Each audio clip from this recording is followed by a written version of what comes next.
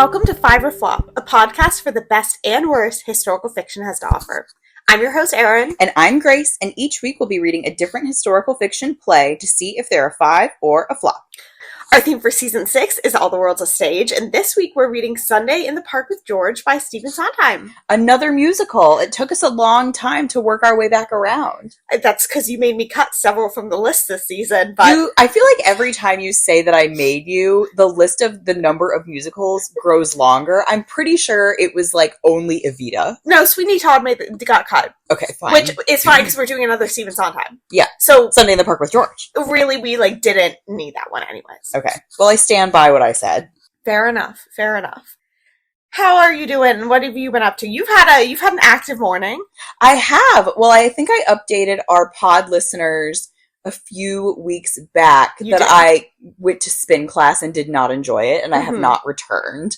I thought I might, but in fact, I haven't. Real. But instead, I've really been on my yoga grind. Mm-hmm. So I went this morning. I've been going. I figured out Sunday morning, Monday after work, Thursday after work. Perfect. That's my goal, to do all three. Normally, one of the after works get cut because I just have such a busy social life. Sunday morning in the yoga studio with Grace. Exactly. And also the Sunday yoga class is quite nice because there's a lot of older people in there. Mm-hmm. Like, I'm the only, late 20s girl. Okay. Which is nice just because then I don't feel like other people are there and I have to keep up with them. Not that I don't try and keep up with the older people who are better at yoga than I am. But when you see a girl your age and she's got the matching Lululemon set. Exactly. Yeah. I don't have any matching sets. Yeah. So it adds an extra level of oh God, I need to step my game up. Exactly. But yeah, what about you? You were quite busy this weekend. I am in dire straits. We just got back an hour ago at the time of filming from Charlottesville, your old stomping grounds. Wahoo! Because we were at a wedding for our friend who is the daughter of a family friend of Santiago's parents. So his parents were there at this wedding too. It was a blast. Beautiful wedding. The bride looked gorgeous. It was a lovely time. However, we did drink so much last night. And then we're pod recording now. Well, I just remembered you told me that they were in traditional fashion leaving immediately for their honeymoon. So I hope that they were not as worse for wear. I don't think they were. Okay. But yeah, they were leaving to drive back to DC. They were going to get back to DC, probably not till past midnight. And then they had a 6 a.m. flight. Ooh. I got up to go to the bathroom at 7 this morning. And my head was throbbing. And I was like, at least I'm not on a flight to Mexico right now. So true. But congratulations to the happy couple. Congratulations to them. I am powering through these next 2 episodes. We are filming back to back and also getting this one edited for Tuesday. Well, I'm glad that you had fun at the wedding. And I did. Also, now you believe have been twice to a very important location to me, which is the Cookout in Charlottesville. Yeah, we have been there twice. And this time was better because we weren't road tripping from wherever we were driving from. Miami. Because that's when Santiago got the car. It was Miami. And I had to go to the bathroom so badly. So much better experience at Cookout this time. But yeah, no, it was a lovely time. I am just very tired. So I imagine that after we're done recording, maybe not a lot of more reading for you today, maybe going to bed early. Well, I am watching gymnastics with you immediately after this. Of course. So that will be a lot of me just sitting on the couch, staring off into space, which is fine. Luckily, because that's the only thing required of you to watch gymnastics. Exactly. But no, not a lot of reading. However, I do have a big reading update. Oh, huge. Which is my Kindle got delivered. Woohoo! Which I believe I may have mentioned I ordered it. I don't know if I actually mentioned I ordered it, but I did. We haven't recorded in a while. I know, and I got it a couple weeks ago. But yes, so I got a Kindle, which is very exciting because for a very long time, as my mom listening to this will laugh and remember, I was so anti-ebook. I feel like there was a big anti-ebook movement by teen girls when we were teen girls of I'm a real reader. I only read books. I did not engage with that. I did engage with that. And I feel like I should have had a Kindle a lot longer because the convenience aspect. Well, back in the day, I used to have a Kindle Fire. I don't know if you remember those just from ads or whatever. Yep. I am so glad that we have rejected that and reverted as a society to just a regular Kindle. What was the difference? It was like a touchscreen, like iPad style. Mm. You could have apps and stuff on it, and obviously most of them were reading related. So it was like a tablet. Yeah, it was more of a tablet than a standard Kindle. But the beauty of the standard Kindle is that it only does the one thing. Yeah. And it has the e-ink screen. I can't get distracted. Exactly. So I'm so happy for you. I'm very excited. So with that, I'm currently finishing up the Legend, or what is it called? Yeah, Legend. Sorry, I wrote down Legacy. The Legend series by Marie Lu. I'm on the third and final book. I believe third and final book. I do have to double check that. I think there's a fourth one that's a graphic novel. Okay. Which, either it's a graphic novel of the first one or it's a standalone, which I will not be reading. I do not like graphic novels. Okay. So far, so good, but I think there's going to be some pretty major plot holes left at the end, which will be bumping my ranking down if true. So stay tuned. Yeah, and if they're answered in the graphic novel, then like you need to keep the format consistent for the major plot points. Exactly. Yeah, no, I just need to do a little more research into what the graphic novel is, because originally I thought it was 4 books, and then I saw something about it being a graphic novel, so I'm not really sure. Okay. But stay tuned. Stay tuned. All right. Interesting. You've been reading some classics. Yes. I mentioned earlier that I just have been reading a lot of classics this year, and I've read another one. This one was a particular achievement for me because I read Northanger Abbey by Jane Austen. Mm-hmm. This is one of the ones I wanted to read, partially because I've said multiple times I have that Jane Austen Universe Mystery series that I read. So I just have, like, no idea about any of the plot points of Northanger Abbey. Like, okay, cool. I haven't read Persuasion, but I've seen the terrible movie Persuasion twice. So I'm like, I kind of get the deal of those characters. But Northanger Abbey, I don't. And so I was like, okay, I'll knock that one out. And then also, I have owned a copy of Northanger Abbey and not read it for probably more than 10 years. Oh my god. Yeah. Same thing back in the day where you were like, oh, I was a teenage girl being snobby about being a reader. That was me too. And I would buy like classics like that at like a used bookstore and then just not read them. I've done that. Yep. I've done that as well. So yeah, it was good. It was not quite as good as Pride and Prejudice, which is the only other Jane Austen that I've read so far. But it was short and it was pretty funny. So I think I would recommend it if you are a classics reader, but if you haven't read Jane Austen, I would read one of the other ones first. Okay, I think I'm gonna, because I read Pride and Prejudice, I think I read it like twice, because the first time I read it, I was just being a pretentious, like, 14-year-old, and I didn't really, like, get it. Engage, yeah. So I think I'm gonna, and also that was much like, I think it was Bridgerton, I had this issue where it was like the mass market paperback copy, so the words, like, bled into the crease. Yeah. Which, like, no. really pulled me out of my reading experience. So I think I'm gonna give it a third go round, but I did like it on my second read. It was a while ago, and I've never seen any of the movie adaptations. See, that's an unpopular opinion. I don't particularly enjoy the Keira Knightley Pride and Prejudice. Okay. Like, maybe it would have imprinted on me had I watched it for the first time younger, but I was already... At a more formative age. Yeah, I was already, like, 24 when I saw it, so it was like, my idea of what's romantic has kind of been set already. Yeah, that's fair. You know? But, what can you do? Well, I'm excited. Maybe we'll be co-reading Jane Austen books together. Perhaps. Maybe when you're like, I need something more complex than Shatter Me 2, I'll read Jane Austen. Oh, I didn't even update on that one. I did finish Shatter Me 2. Begrudgingly, and I'm going to switch to Kindle for the rest. It's like, I really wanted to DNF the entire series, but I'm sorry, this is a different side point. I'm going to talk about it, because I've already talked to you about it off the air. Of the fact that I keep seeing the Shadow Me series, which is a YA series, appear on Instagram lists of, like, the spiciest books. And I'm so confused because it's like Fourth Wing and ACOTAR are on these lists. And I don't know why Shadow Me would be on these lists. So you have to investigate. And they had, like, makeout scenes, which were, like, on the heavier end for YA, but still YA. Yeah. So now I'm like, well, I'm committed. We're in this. We're in it together. And by together, I mean only you. You mean listening along when I tell you what happens? Yeah, actually, I just like to hear about it. All right, would you like to hear about the synopsis for Stay in the Park with George? I would. Okay. It really doesn't tell us much, but it's fine. Okay. This 1995 Pulitzer Prize-winning musical was inspired by the painting A Sunday Afternoon on the Island of La Grande Jatte by Georges Seurat. Seurat?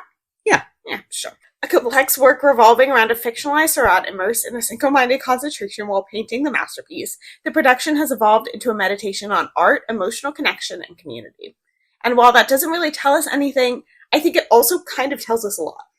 It tells me the only thing that I really knew about this going in, which is it's a musical based on the painting. Yeah. So it doesn't tell you that the entire second act is no longer historical fiction and is contemporary because it took place in 1984 when the play was written. No, but we'll come back around to that because the second act is shorter than the first. Yes. And also the second act features some of the historical characters from the first act. Agreed. So I do not feel like we are wrong in selecting this at all. I agree. When I initially saw it, I thought we were going to be, and I got nervous. But then by the time I read it, we're really jumping ahead of ourselves. I thought the end, looped it back very nicely. But absolutely. Anyways, Stephen Sondheim. I just pulled the bio of him, and I literally just linked it from the Sondheim Society website because I feel like that is a good source, and it was very well put together. So I am just going to read that for you. About Stephen Sondheim. Sondheim was born in New York on the 22nd of March, 1930, and is widely known as the most innovative, most influential, and most important composer and lyricist in modern Broadway history, which I think is a bold yet fair statement. I think, not a lot of people would disagree. For more than 50 years, Stephen Sondheim set an unsurpassed standard of brilliance and artistic integrity in musical theater. His accolades included an Academy Award, 8 Tony Awards, more than any other composer, including the special Tony Award for Lifetime Achievement in Theater, multiple Grammy Awards, multiple Drama Desk Awards, and a Pulitzer Prize. And then it lists, he wrote the music and lyrics for it, and I believe it's a comprehensive list, but I'm not going to read all of it, but some of his ones that I feel like a lot of people have heard of: A Little Night Music, Company, Merrily We Roll Along, Sweeney Todd, Into the Woods. And then it seems like his latest one was Here We Are in 2023, which is not a work I'm familiar with. He also wrote the lyrics for West Side Story, Gypsy, Do I Hear a Waltz, and Candide. And then he has some anthologies of his work. And then they continue to go on for a long time. Something that I'm just going to add is he created cryptic crosswords for New York Magazine in the late 1960s. Oh, because he was bored with all his other genius work. Exactly. But yeah, this is a very extensive biography that I'm not going to read all of. He passed away in 2021, and it says he will be remembered as the most influential and inspiring musical theater creator of his generation, whose legacy will resonate long into the 21st century. Wow. And I think how lovely. What a lovely way to be remembered. I thought that was, a lovely biography. I didn't read all of it because it was very lengthy because he's a very accomplished man. It seems to me like Sondheim was someone during his lifetime should have worked harder for him to get an Emmy, because he was one away from EGOT, from what I hear. I know. Sounds like it. So, tisk tisk to all of your agents and managers and whatnot, Mr. Sondheim. Sunday in the Park with George has been up for many nominations, both when it premiered in 1984 and in 2008 with a revival. However, it only won 2 Tonys, Best Lighting Design and Best Scenic Design. Interesting. Both in 1984. Do we know what won Best Musical in 1984? We can find out. La Caja Falls. Oh, okay. Yeah. That's good. That's a good one. I'm not mad about that. That's a very iconic one also. Okay, fine. You can have this one. I'd ask you if you're familiar with Stephen Sondheim, but you indeed are. But tell me, what is one Stephen Sondheim musical memory that sticks with you? My favorite Sondheim musical, I'm not familiar with all of them. I'm not like that, I still have some educating to do. But I got to see the revival of Company on the West End. Oh. Yes. So that was a very special memory because I had never seen a show on the West End before. And that was a very lovely one to start awesome. with. Mm-hmm. And actually, unbeknownst to me, because this was pre-Bridgerton, but Jonathan Bailey was in it. So then years later, I realized that I had seen him. Incredible. Because he was doing an American accent for the show. So how would you know? Exact. And he wasn't famous yet. He was just a normal working actor. Back before he hit it big. Exactly. It big in all parts. All right, what about you? I'm going to give 2 because I asked the question, so I get to give 2. You can do whatever you want. First, very recently, when Merrily We Roll Along was on Broadway with Jonathan Groff, Lindsay Mendez, and Daniel Radcliffe, I took my mom to see it for Mother's Day. Oh. Daniel Radcliffe had an understudy, but the understudy was also phenomenal. I loved that show. I thought that was so good. Very jealous. And then also, did you have, the takeover of Into the Woods being, the musical everyone did?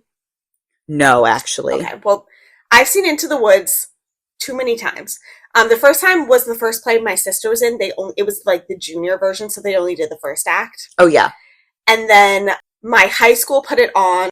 I went and saw that, and that was actually very good. And then my cousin was in it as well. So I've seen Into the Woods. And that was also when the movie came out, so I saw the movie. Because of that, don't particularly love Into the Woods.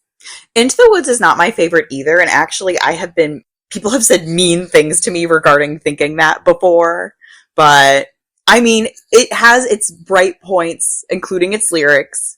It has Chris Pine in the movie. Who I love. But there's something about it to me that just is a little off, and I don't really know what. For me, it got, like, in the community theater of Orlando environment, it was incredibly oversaturated for, like, a span of, like, 7 years. Yeah. So I think that's why, for me, I'm like, I can't go back there. I'm so done. Okay. Disclaimer. Yes. Our judgments come based on the play and characters within the play rather than any real historical figures they may have been based on, which is indeed true. Yep. Spoilers ahead. If, you're saving yourself to see the Jonathan Bailey version. With Who Knows. But as was recently announced, they're recasting Ariana Grande from that. It took us very far into this episode to mention that. But yeah, that did happen like 2 weeks ago. Yeah, and I did text you immediately because I was like, this is going to have so much effect on our pod listeners. I know. But it has an effect on us, so I think they'll have to get someone very big name. Maybe we can discuss, okay, we're completely off topic when we're like already just starting. Okay. I've seen people throwing names around, and sometimes people are like just imagining things. They're like, oh, Sabrina Carpenter should be in it. And you're like, okay, but that's not going to happen. Like, you can say it all you want. I have seen a weird number of people saying that they should cast Jessie Buckley. Does she sing? Who's Jessie Buckley? From Hamnet. Oh, God, why did that name blank on me? Yeah. I don't think she sings. So many people are saying it, and I'm like, well, people who are actors, like, some of them can just sing. Like, maybe they just don't use it all the time. But yeah, so I'm like, that would be great personally for us if that happened. But can she sing? Yeah, she's been in Cabaret. She's been in A Little Night Music. Sondheim. Yeah, on the West End. She starred in Cabaret. Alongside Eddie Redmayne. Oh! Yeah, so I guess she would be a great choice. Okay, so I hope they call her. I hope so. I wish I had her number on speed dial. All right, let's talk about Sunday in the Park with George. So as we stated already, it is split into 2 acts in 2 different time periods. Yes. The first one being following George while he's painting a Sunday afternoon. And also, for anyone listening, you have seen this painting. If the title doesn't jog the memory in your mind immediately, just Google it and you will look at the picture and be like, oh yeah, I've seen that. Yeah. So the first one is following him painting it. The second act follows his great-grandson. I don't know. Something, yeah, his grandson of some distant lineage. It's 1 or 2 greats. Yes. Who is an artist and does an installation piece inspired by the painting. Yes, in the year 1984. Yes. Should we talk a little bit about how we engaged with this? Because unlike 1776, we have not seen a production of it. Yes. So I read this all the way through, and it took me 100 years to, because I was dragging my feet starting it. And I actually really enjoyed reading this. It just took me a long time to pick up the book. And then I listened to most of the soundtrack afterwards of the revival version with Jake Gyllenhaal, who I didn't know he could sing, but and apparently well. I was impressed. And I got the copy from you when you were done with it. Mm-hmm. And then I decided I was going to listen through. So I read, I would read up to a song and then I would stop and listen to the song. Mm-hmm. And I decided to do this because we only have one other musical left in the season. I'm not going to say what it is, even though everyone probably knows what it is. But I am very familiar with the music from that. Yep. And we went to see 1776. So I was like, I feel like it would put Sunday in the Park with George at a disadvantage if I don't listen to it. Yeah. Because already we've said I cannot read song lyrics and imagine the tempo or whatever in my head. I'm just not capable of that. It helped a bit with this, though. I couldn't imagine the tempo or anything, but the song lyrics weren't italicized, which did help me read through them. Yes, definitely. I have listened to it, and I listened to the original Broadway cast recording. Okay. So I listened to Mandy Patinkin and Bernadette Peters. Yes. Who were fantastic. And also, before we move away from the topic of musicals, we recognize that Viet Gone was also a musical. However, there are no cast recordings that we can find. Yeah. And I still defend my position that it was less of a musical and more of a play with songs, which I know is Agreed. a picky I agree, differentiation. I agree. But yeah, there's nowhere we can listen to those. We cannot do that. Yeah. And also, not that a rap isn't a song, but a rap is easier, I feel like, to read and process the lyrics. A rap is much easier to read. Yeah. Okay. Since you mentioned 1776, I really liked the parallel that everyone hated George. Like, everyone hated John Adams. Even his own mother didn't like George. I know! This is one of the things, I think my crucial point for this is I do actually feel the need to see it. I do too. More than, well, first of all, because I think I would like it and it would be fun. But second of all, I think more than anything else, I would gain a lot from seeing this. And I do think that has to do mostly with the fact that it just is a musical. Yeah. But I think also the emotional connections between the characters just would be stronger for me seeing it. Because part of it, Flynn, cool it. Because part of it, you're like, what does Dot see in George? Because George seems like a terrible boyfriend. Yeah. So I could have used that a little bit more. Like, all the other people not liking George is perfectly understandable. Yes. But the main, and Dot is George's muse, his lover, the woman who's in the front of the painting. Mm-hmm. The beginning, the first act of the play has to do with him making room for her in his life over his art. He's not able and not willing to do that. And so she leaves and marries another man and goes to America, even though she's pregnant with George's child. Yes. To go off your point, seeing it live, I think the set design, which it won Tony for, also incredibly important. Because basically the figures are moving and then the first act pause when the painting is done. And they're all in position as they are in the painting. Oh, that would be such a crazy moment with the music. I know. And they have, like, for certain figures, it's like, they have the dogs that are cutouts and, like, the soldier's companion, like, he was a cutout. And there's some of that just, it's not going to come across reading it. And I just would love to see it. Mm-hmm. And I think that would add so much to it. Yeah, I think so too. This is one of the ones this season. There's been a couple, like St. Joan, where we're like, we don't really need to see this. This is my top, like, seeing it would make a dramatic impact on my experience, even though I enjoyed reading it.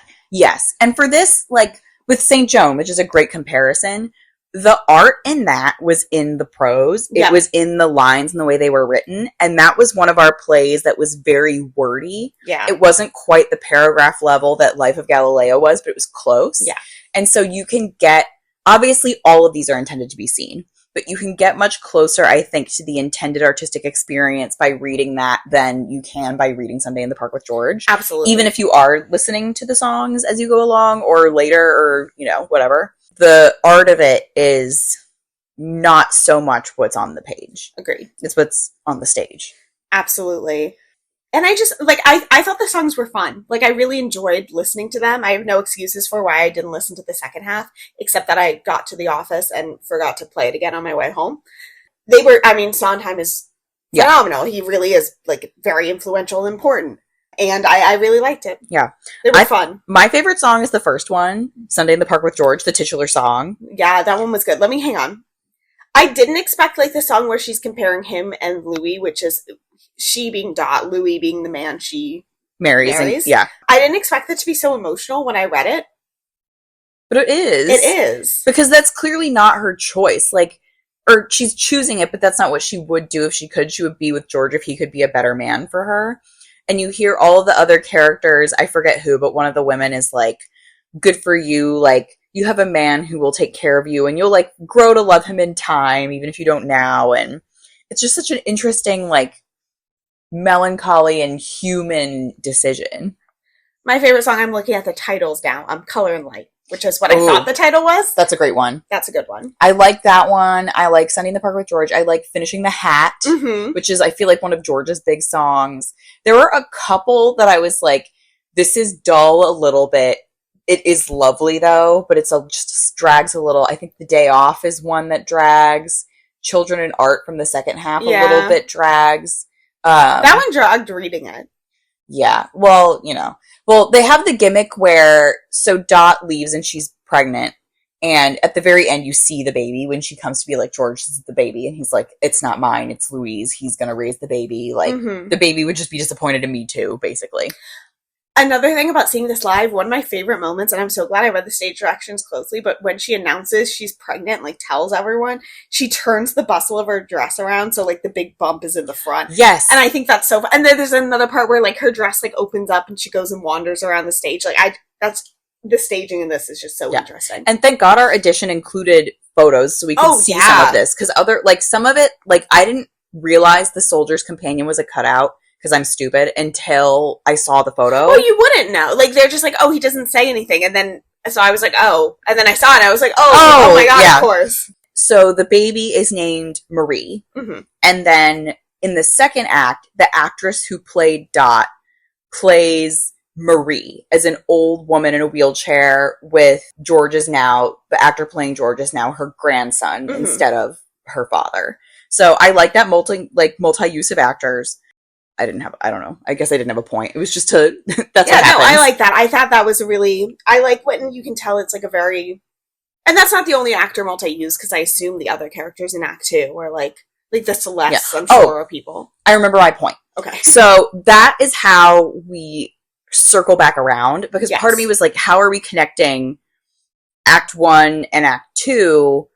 What's the correlation here? Yeah. Other than like, we're following the family line. But because Marie, first of all, she knows that they're related to George Seurat. Yeah. Like, George in the grandson version is like, oh, that's just a rumor. Like, we don't actually know that. But she has a journal of Dot's that she had written notes in, gives it to him. George in the present day and Dot from the past come back to have a conversation together. Yes. And I thought that was very interesting because it was kind of unclear if she knew that he wasn't her George. Yeah. I don't think she did. Because they were like, oh, you look different without the beard. Yeah. So, and not just her, but the other characters come back as well. Yeah. And then, you get it throughout the whole play, but that's really where they hit you home with the themes of the synopsis about community and the importance of art. And et cetera, et cetera. Oh, they try to do some stuff which seems very 80s to me. Obviously, we still talk about it now, but they're doing it in a way that's very 80s about how commercialization is ruining art. Yeah. There's a whole song about how George is like, oh, art is just me, like, having to fundraise. Yeah. And that's good stuff. But I all of it is good. Act 1 was my favorite. Yeah, agreed. I think Act 1 was, like, the meat of it. I think there's almost a universe where this could have been, like, a one act. Yeah, I think so. And I imagine, like, I have no idea if this is true, but, like, maybe, like, schools or community theaters would put this on as a one act. Maybe. And it's one of the ones, like, kind of how Into the Wood gets chopped. Could get chopped up. Possibly. And it's quick. Like, there's a lot of songs. There's not a ton of dialogue between the songs. Mm-hmm. Like which is very classic. Oh, yeah. Sondheim. The effort is in the songs and in the scene transitions. Yes. I thought it was great fun. Yes. I was happy to listen to this and to read this and to have another Sondheim in my pocket. And also that'll be good for us when that new revival starts up and there's more like discussion and discourse. We'll know what people are talking about. Exactly. Also, how do we get over there to see it? Oh my gosh. We gotta... Tickets will be easier to get now that Ariana's out. That's true. We don't have to fight the Ariana stans. Thank God. That would also be, no offense to her, a point in favor of us wanting Jessie Buckley, because she is very famous and talented, but she doesn't really have stans. Yeah, exactly. So, we just gotta put up flight alerts, I guess. I know. I would go. I'd be like, that's one I would, because I think that would be so fun. Well, especially now that we can connect it to the pod. I'll do anything for the pod. We can get our non-existent pod sponsors to fund our trip. Oh my gosh. We just need to get, like, American Airlines to sponsor the pod. We just need one really big sponsor. Yeah. But, the difficulty of art being ruined by fundraising. We're out here doing this for free. We're in it for the love of the game. We're in the hole, actually. Yeah. So far. Okay. Do you have anything else to say? Only that we keep going further in the hole because we're almost at the season finale, so we need to plan another happy hour. Oh my gosh. I wasn't even thinking about expensing the happy hours to the pod. Well, this time is during restaurant week, so... Ooh, okay. Could be big. It could be an extremely fancy 4-course dinner instead of a happy hour. Yeah. Exactly. All right, I am ready to be hit with the historical accuracy. Because there is actually a fact in this play about Georges Seurat that I did not know, and I would love to hear about it from you if it was true. What was the fact? That he died young? Yes. Okay. He did indeed die young. Okay. Okay, so most of my research, as you can imagine, is on Georges Seurat. I pulled it from like an art website, so I'm like, you know what? We trust this source. He was born in 1859 to a very rich family in Paris, so they kind of made him seem like a starving artist type a little bit. He was starving for his art. Okay, sure. I don't know if that was I didn't look into like if he had like family support. Yeah, like they don't tell you that explicitly, but I think they give the vibe of that and they don't try to correct it. Yeah. Like they just don't delve into it a lot at all. His first major painting in 1883 was rejected by the Paris Salon, so he turned away from the formal establishments and identified more with independent artists. I think that is a theme you see come through not only in Act 1, but especially in Act 2. Definitely, with all the finance stuff. He founded the idea of pointillism and shared it with his friend Paul Signac. I'm pronouncing that wrong horribly. But basically that is what he's talking about in the play with color and light, and he's like dot of blue, dot of red. It's derived from Impressionism. It's a method of painting with little dots to quote, and a quote is from a different art website, train the eye and the mind to blend and assimilate patches of color into a wider chromatic range. So basically the artist is taking raw tones and like raw, harsh colors instead of mixing them on the palette, and it takes like a lot of patience to actually put that together and build that. And it's like phenomenal because you can see like pictures online of like paintings in this style, like as they progress through and as the artist adds more and more. And it's like truly astounding. I think this is, I mean, I'm not really an art person, but this is probably one of my favorite types of painting. I think it's just like the amount of patience and attention that goes into that. Whew. And he says in the musical, like, this is a very scientific approach to painting. And it definitely is, because you have to know what the eye is going to do with all of these dots. It's insane. In 1884, he started work on his masterpiece, which was Sunday Afternoon, and it took 2 years to complete. He lived secretly with a young model, Madeleine Knobloch. Yeah. And in 1890, she gave birth to his son. So George didn't actually introduce his family to his parents until 2 days before his death. Oh. And after he passed away, she gave birth to his second son shortly after, but the son either died during childbirth or shortly thereafter. Okay. I do want to note here, Dot was not based on Madeleine. Dot is not based on a real person. So this situation where like she goes to America. So, yeah, I was going to say, so he had a child with Madeleine and they stayed together. Yes. Okay. Well, now I feel like he's been besmirched. I know. He could have been a little. So that was not true. However, Madeleine was featured in several of his works, including Young Woman Powdering Herself, which is notable in the play because he was to Dot. She was like, I want that painting of myself. He's like, well, I repainted it with someone else in it. Ooh. So I thought that was a little nod. But George did die young. He died in 1891. So I'm not doing the math there. It's fine. He was in his 30s. 30s, yeah, and that's what it was in the play as well. Okay. His cause of death was uncertain, but some sort of pneumonia, typhus, some sort of disease. Okay. His last ambitious work was The Circus, and it was left unfinished at his time of death. That was the thing. Well, first of all, I did not know Georges Seurat died young. So when I read that in the play, I was sad to hear it. But then also they were like, oh yeah, he only had like 2 or 3 major paintings. And that was also shocking to me because everybody knows Sunday Afternoon. I know, and I think it's because it founded this art style. He seems like one of the artists who was not popular during his lifetime, but has, you know, after his passing, achieved great fame. Wow. I'd say we can go to our star calculator, but Google Drive deleted like half of our files for no reason today. Yeah, like, we're gonna have to call support. We had some struggles. Luckily, our scripts are still in here. They just vanished. Our star calculator is gone. So we are going to do the calculator on our phones and hopefully remember our categories. Which are historical accuracy, originality, characters, prose, and vibes. Nicely done. So we do remember. Would you like to go first? I will go first. I'll let you do your own numbers. Yeah. This might seem harsh, but for historical accuracy, I'm going to say 2. It would have been 3, I think, just if they had been like, this is Dot, she's a made-up character. But because they introduced George being so focused on his art that he abandoned his child when in fact he did not do that. Yeah. I was like, that's kind of mean to him. So you get a 2 for that. I have to just say it the whole thing every time through my head to remember. Originality, 5.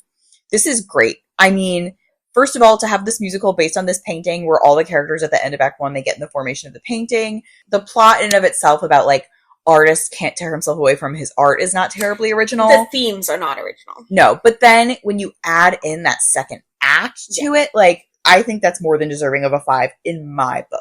It does not offend me if other people do not agree. Characters, I'm going to go 4. I did like the characters. There were a lot of them. It took me a little bit to sort out the importance of them. Yeah. And especially in Act 2, there were a handful of characters that were introduced. I simply did not care about them. Somewhat unnecessarily. Yeah. I don't know if that's just to have the actors from Act 1 have something to do. I think so. But I feel like they could have been there, just kind of singing the chorus. Yeah. They could have cut, there were maybe 4 or 5 of them, and they could have cut 2 or 3. Yeah. I think. So, but 4 because the main characters were quite strong. Yes. And I liked the ensemble nature of Act 1, which I think is necessary given that they're representing the figures of the painting. And for this week's category, as I think we'll do in a future episode as well, 1776, we didn't really specify this, but because it is mostly songs, if you want to do a lyrics instead of prose, lyrics and musicality. Yeah, lyricism, the written word element of this play. I will go 5. I actually think that the lyrics are somewhat simple for a Sondheim standard, which is not that simple, but there's a lot of repetition of art terms, of things like that. I think, but fantastic though. No complaints. No one can write lyrics like Sondheim could write lyrics. Mm-hmm. And then vibes, also 5. So for me, that is a 4.2. I think I gave this a 4.25 on Storygraph. It doesn't tell me what you rated it, and I don't know why, because it usually does. Well, I did rate it. It says, nobody you follow has interacted with this book. Oh. Well, I have I guess we read different editions. Maybe. Oh, I pulled the one from the reading challenge. Okay, then maybe I didn't. I don't know. I gave it a 4.25. That's somewhat encompassing my reading experience. I do think I would like it more seeing it. Yeah. But again, positive experience, happy to read, and happy to listen to. All right. Historical accuracy, I'm going to go with you for 2, and also because the second part with his great-grandson was also just fictionalized. So I'm going to go 2. Originality, 5. We're kind of just going to have the same thing for the same reasons. 4, 5, 5. Isn't it nice when we don't have to argue? It is so nice. That's going to be 4.2. I gave this a 4.75. I really liked it. That's what I have to say. I really enjoyed it. I think it would be great fun to see it, and I really hope we're able to go see it at some point, preferably with Jonathan Bailey. And if not, we'll live. God willing, with Jonathan Bailey. But yeah, no, I'm really glad this one made the cut. I enjoyed it. All right. Next week, we'll be reading a play that Jonathan Bailey could be in maybe 30 years from now. Yeah, agreed. Yeah. We'll be reading Frost Nixon by Peter Morgan. That's his name, right? Yeah, Peter Morgan. Okay. I did him so dirty. And once you find out what I know about him, that sounds so cryptic. I only know good things that I'm excited to share with you about him. Once you find out the pleasant things I know about him, you're going to be shocked. Okay, can't wait. But in the meantime, make sure you're following us on Instagram and Twitter at fiberflop_pod for all of our latest updates, as well as subscribing to our Storygraph Reading Challenge, which we are next week is the penultimate episode. Which is crazy. This has flown by. This is really beefed up by total read books for the year. Oh yeah, it's like the children's book season. Exactly. And season 8 will be short stories. So we can do it again. Keep going shorter. Exactly. Eventually we get to haikus. Oh my.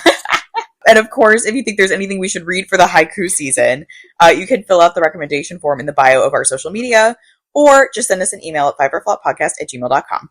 Until next time. Happy reading! Bye!